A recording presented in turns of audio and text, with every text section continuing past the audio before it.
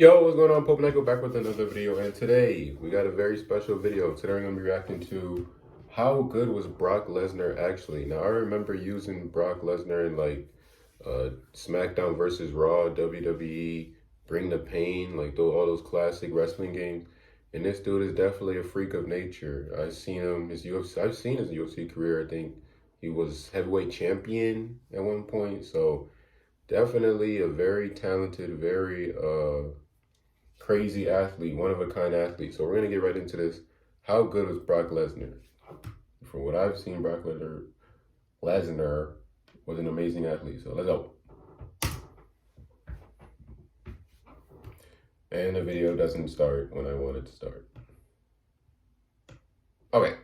Brock Lesnar is an anomaly in the sport of MMA, because before he became a pro fighter in 2007, he built a name for himself as a pro wrestler in the WWE, and the superstardom that he attained early on continued into MMA, especially when he joined the UFC, and that's where he became the heavyweight champion and the promotion's biggest draw, which was huge for the growth and popularity of the sport at the time. But as quick as his rise to the top was, so was his fall. So how good was Brock Lesnar actually? Hey guys, it's Keon, and today I'm going to be talking about Brock Lesnar. If you've been following me for a while, you'd know that this is a video that I made a while back, and at the height of being my most viewed video, it sadly got taken down. But of course, it gives me the opportunity to make an even better and more updated video. And ever since my old video on his career disappeared, many of you have requested to get this one done, and I'm happy to, because as short as his career has been, it was filled with many legendary moments. So in this video, we will take a look at his MMA career to really understand how good he was. But first, shout out to the undisputed members of my Patreon. They get the extra perk of a shout out before each video, but even the intro members get early access and video to the Keon Kamara podcast. And the best part is that all the money goes to charity. Now let's get to it. Brock made his MMA debut on June 2nd, 2007 at the age of 29. Prior to his career in the WWE, he was an NCAA Division I wrestler. He also played football and was aiming for a career in the NFL, but after that didn't pan out, he aimed his sights towards MMA. So for his first pro fight, he signed with Japanese MMA promotion, Heroes. His opponent was Min-Soo Kim, and the fight took place in Los Angeles, California.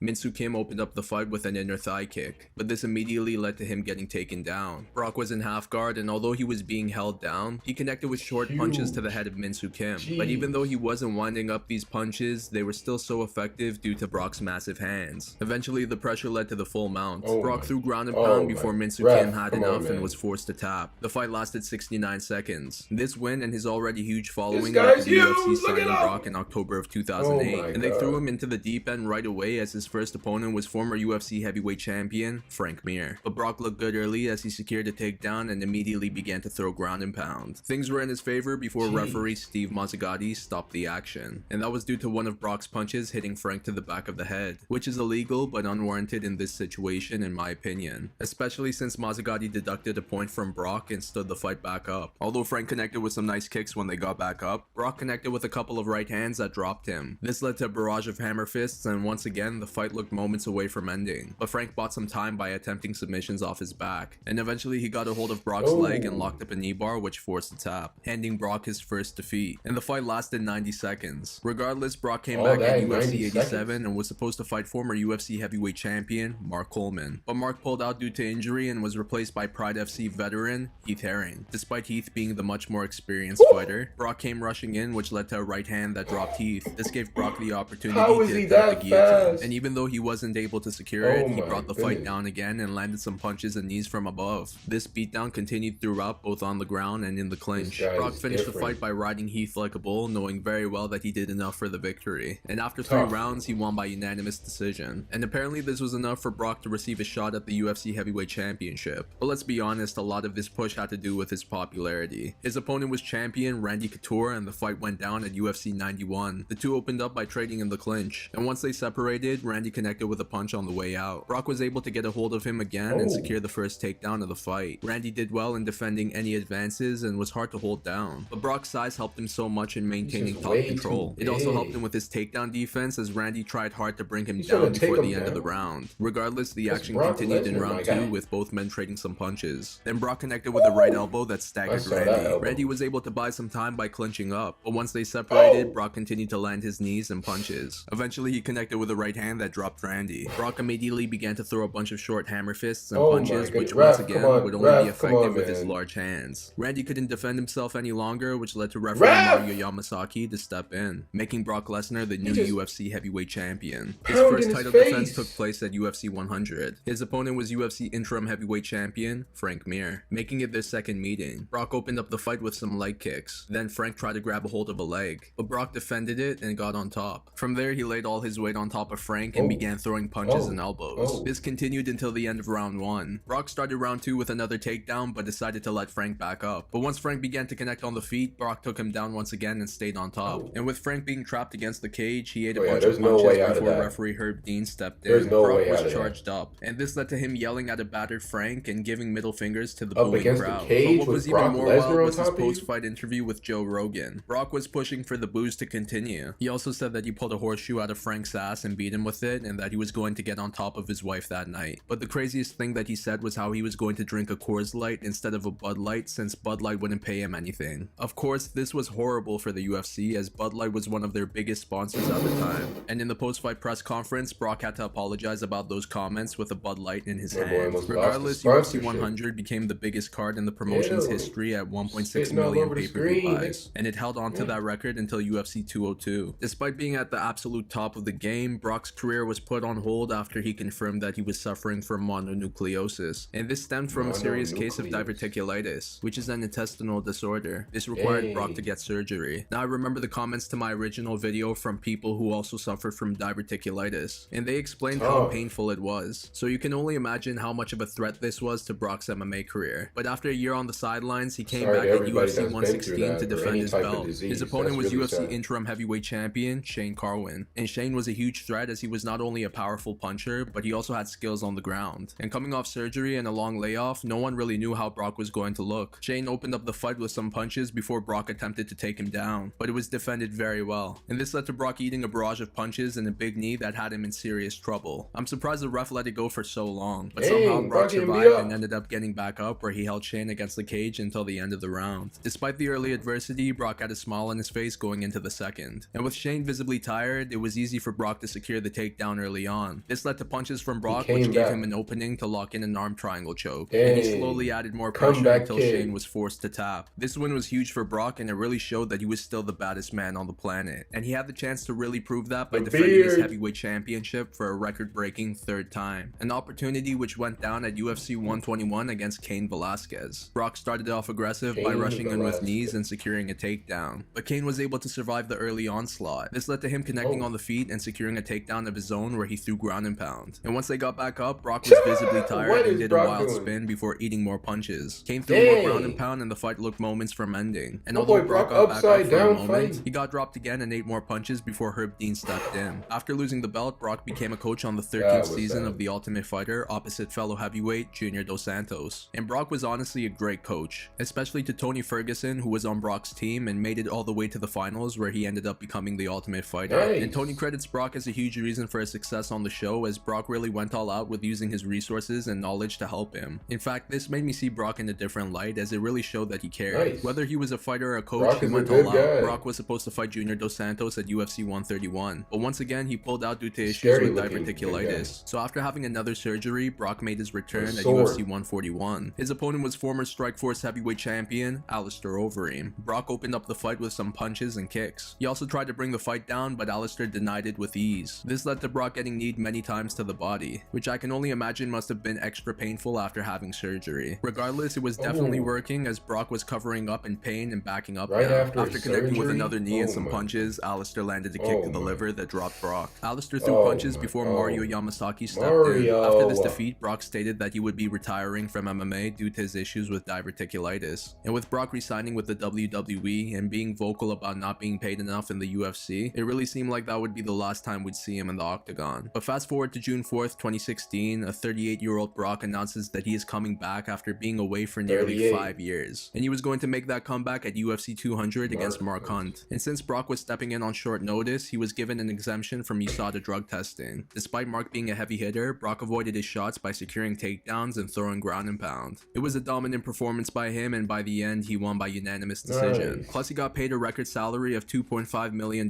which has since been broken. And with with a victory over a top 10 heavyweight, Brock was back in the mix, which meant many possibilities for him in the future. But a month after the win, USADA announced that Brock failed his pre-fight drug test by testing positive for clomiphene, which is an estrogen blocker. Brock was suspended for 1 year and had to pay a fine of $250,000. Plus, his win against Mark Hunt was overturned to a no contest. And apparently, as of 2019, Brock still hasn't paid the fine. Although Brock notified the UFC in early 2017 that he was calling it a career again, he made headlines in the MMA world once again when heavyweight champion Daniel Cormier called him out after his win at UFC 226. Brock, who was in attendance, entered the cage. And in classic WWE fashion, the two had an in-cage scuffle that ended with Brock breaking a camera with a mic. Although the matchup didn't make sense, it was definitely a big money fight. And with Brock re-entering the USADA testing pool, it really seemed like he was making another comeback. But UFC president Dana White would later say that the fight wasn't going to happen as Brock decided to stay retired. At the time of this video, he is 43. And although in 2020, Dana teased the possibility of Brock fighting John Jones, the chances of him making another comeback at this point are slim to none. So after going 5-3 with one no contest in a career that saw him become the UFC heavyweight champion, how good was Brock Lesnar actually? He was the greatest spectacle in MMA history. Let's be honest, the thought of a pro wrestler coming to the UFC is storyline gold. And if that's all it was, I'm sure people would have still enjoyed it. But Brock went above and beyond with the opportunities he was given. It took him 4 fights to win the UFC heavyweight championship. And while I do agree he got fast-tracked to a shot at the title, the opponents that he had to get through had way more experience than he did. But Brock had what it took to not only hang with them, but become the baddest of them all. And a lot of that had to do with his size, strength, and athleticism. He simply looked the part of a fighter. He had to cut weight in order to make the heavyweight limit. And overall, he was a massive person. Now, if I'm being honest, all these things make for the perfect freak show fighter. But Brock's destiny was more than being just an MMA attraction. He had the skills to be amongst the elite. His wrestling was some of the best at the time, and he did a good job in securing takedowns and maintaining top position. And his ground and pound impressed me due to how he can batter his opponents so easily with it. It didn't even look like he was going 100% with these shots, but they still managed to do damage with the help of his huge hands. Hands that required custom-made fight gloves. Even on the feet, he wasn't the greatest striker, but one punch from Brock can still put most fighters down. The way he would rush his opponents must have been terrifying for them. But that energy was the first to noticeably decrease after having surgery, and so was his ability to take shots to the body. What I'm trying to get at is that diverticulitis ruined Brock's potential in MMA, because if he remained healthy, I think his run at the top could have went on for a longer period of time. But even though that didn't happen, he still accomplished so much. First off, he entered the sport at the age of 29. Imagine if he skipped pro wrestling altogether and went straight into MMA. Brock only had 9 fights in his career, and in that time, he became the UFC heavyweight champion and defended that belt twice. And I have to credit him for his title defense against Shane Carwin because he had so much going against him heading into that bout. And even though he faced some serious adversity early on, he survived and walked away with the belt. Even his first title defense against Frank Mir was huge as he had lost to him prior to their second matchup. Basically, his run as a champion was quite difficult. Winning the belt may have seemed like a fluke to some, but defending it twice really puts Brock amongst the greatest heavyweights MMA has ever seen. And a lot of people definitely saw it because he was the UFC's biggest pay-per-view draw at the time, which was huge not only for the promotion, but for MMA as a whole in North America. Yes, a lot of that was due to his popularity in wrestling, but there was no reason for Brock to bring that to MMA. He could have easily stayed in wrestling where he'd make more money and take less damage, but he took a risk on becoming a fighter in a sport that was still in its growing stage, and it paid off due to his passion and work ethic. This could have been another platform for Brock to make money and continue to build his following, but he actually took it seriously and therefore made a huge impact on the sport. That's why I would give his MMA career a 9 out of 10. What often saddens me is how he's portrayed as a villain by most people, because in my opinion, I think he's just reserved, and when he does speak, he tells it like it is. I remember in an interview where he said he doesn't like being around people, which is funny because his entire career has been seen by millions. But if he wasn't doing MMA for the fame or the money, then I think it's very wholesome to see that Brock Lesnar was doing it for himself. My name is Keon, and this is my take on how good Brock Lesnar actually was. Do you agree? Disagree?